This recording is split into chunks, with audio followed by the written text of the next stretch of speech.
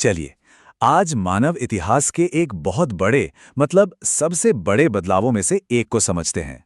ये वो कहानी है जब शुरुआती इंसानों ने शिकार करने और चीजें इकट्ठा करने वाली जिंदगी को छोड़कर खेती करना सीखा।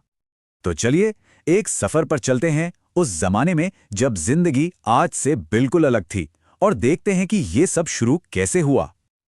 अच्छा, तो बात शुरू होती है बहुत बहुत पहले से, करीब 20 लाख साल पहले, जब इस उपमहाद्वीप पर पहले इंसानों ने कदम रखा।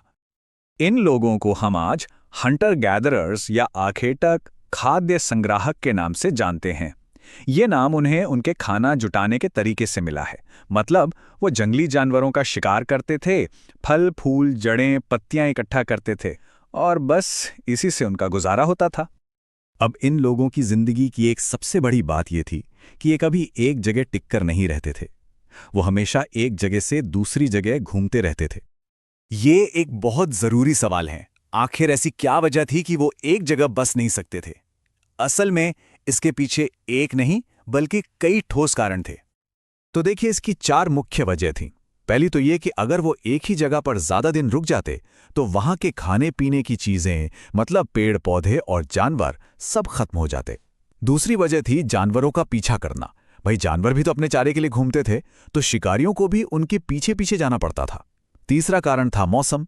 अलग अलग मौसम में अलग अलग फल फूल आते थे, तो उनकी तलाश में भी घूमना जरूरी था। और चौथा और शायद सबसे जरूरी कारण था पानी। सूखे मौसम में पानी की तलाश उन्हें एक जगह से दूसरी जगह जाने पर मजबूर कर देती थी। तो सवाल उठता है कि इस घुमंतू जिंदगी में वो सरवाइव कैसे करते थे?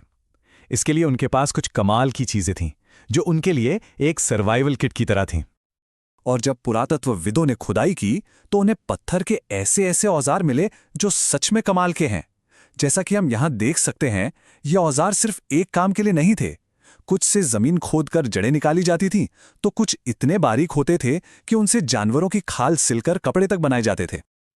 और फिर आई आग। आग की खोज ने तो सब कुछ बदल कर रख दिया। ये एक गेम चेंजर था। कुरनूल की गुफाओं में राख के ढेर मिले हैं, जिससे पता चलता है कि शुरुआती इंसान आग जलाना जानते थे। आग से उन्हें रोशनी मिली, वो मांस पकाकर खाने लगे और सबसे बड़ी बात, खतरनाक जानवरों को खुद से दूर रख पाए। लेकिन जिंदगी सिर्फ पेट भरने का नाम तो नहीं है ना? इन लोगों के अंदर कला भी जिंदा थी। मध्य प्रदेश और दक्षिणी उत्तर प्रदेश की गुफाओं में चट्टानों पर जंगली जानवरों के इतने शानदार चित्र मिले हैं, जिन्हें देखकर यकीन नहीं होता कि ये हजारों साल पहले बनाए गए थे। और हजारों लाखों साल तक जिंदगी ऐसे ही चलती रही, घूमना, शिकार करना, इकट्ठा करना। लेकिन फिर एक ऐसा मोड़ आया जिसने इंसानी कहानी की दिशा ही बदल दी। ये वो मोड़ था जब इंसान ने खाना इकट्ठा करने से आगे बढ़कर खाना पैदा करना सीख लिया। ये बात है आज से करीब 12,000 साल पहले की। दुनिया का मौसम बदल रहा था, धीरे धीरे गर्म हो रहा था। और इसी बदलाव की वजह से दुनिया के कई हिस्सों में घास के मैदान बनने लगे। इसने एक नई क्रांति की जमीन तैयार कर दी। पुरातत्वविदों ने इस लंबे दौर को समझने के लिए इसे 3 बड़े हिस्सों में बांटा है। सबसे लंबा दौर था पुरापाषाण काल, यानी पुराना पत्थर का युग। फिर आया मध्य पाषाण काल, जब ये बड़े बड़े जलवायु परिवर्तन हुए। और उसके बाद शुरू हुआ नवपाषाण काल, यानी नया पत्थर का युग, जिसकी शुरुआत लगभग 10,000 साल पहले हुई। और इसी मध्य पाषाण काल में शुरू हुई डोमेस्टिकेशन की प्रक्रिया। आसान भाषा में कहें तो इंसानों ने पहली बार पौधे उगाने और जानवरों को पालने का काम शुरू किया। ये एक बहुत सोचा समझा प्रोसेस था, जिसमें वो उन्हीं पौधों और जानवरों को चुनते थे जो उनके लिए सबसे ज्यादा काम के थे। और इस बदलाव का एक जीता जागता सबूत ये तस्वीर है। देखिए, जंगली सुअर के दांत कितने बड़े और नुकीले हैं और पालतू सुअर के कितने छोटे। ऐसा क्यों हुआ? क्योंकि इंसानों ने जानबूझकर उन जानवरों को पालना शुरू किया जो शांत स्वभाव के थे और कम खतरनाक थे। समय के साथ ये बदलाव उनकी पीढ़ियों में दिखने लगा। तो सबसे पहले क्या उगाया गया? गेहूं और जौ। और सबसे पहले किसे पाला गया? कुत्तों के जंगली पुरखों को। और उनके बाद भेड़ बकरियों की बारी आई।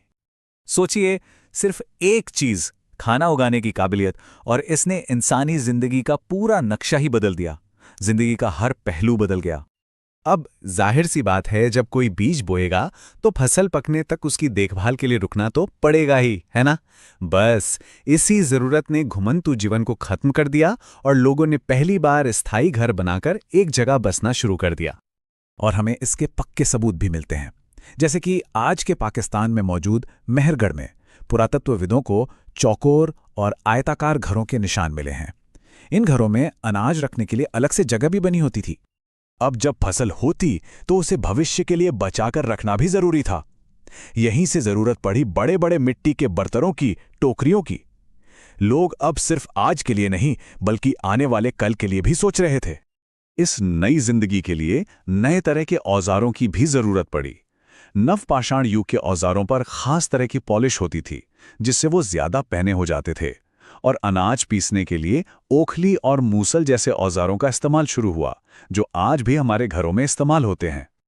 जीवन शैली बदली तो लोगों की सोच और उनकी आस्था भी बदली। मेहरगढ़ में कुछ ऐसी कब्रें मिली हैं जहां मरे हुए लोगों के साथ उनका सामान, यहां तक कि बकरियां तक दफनाई गई थीं। शायद वो ये मानते थे कि मौत के बाद भी एक जिंदगी है और उस दुनिया में भी इन चीजों की जरूरत पड़ेगी।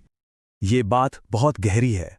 आज हमारी थाली में जो भी है, रोटी, चावल, सब्जियां, वो सब उसी महान प्रक्रिया का नतीजा है जो हमारे पूर्वजों ने हजारों साल पहले शुरू की थी। ये उनकी सबसे बड़ी विरासतों में से एक है। हमारे पुरखों को शिकारी से किसान बनने में हजारों साल लगे। आज हमारी दुनिया तो कहीं ज्यादा तेजी से बदल रही है।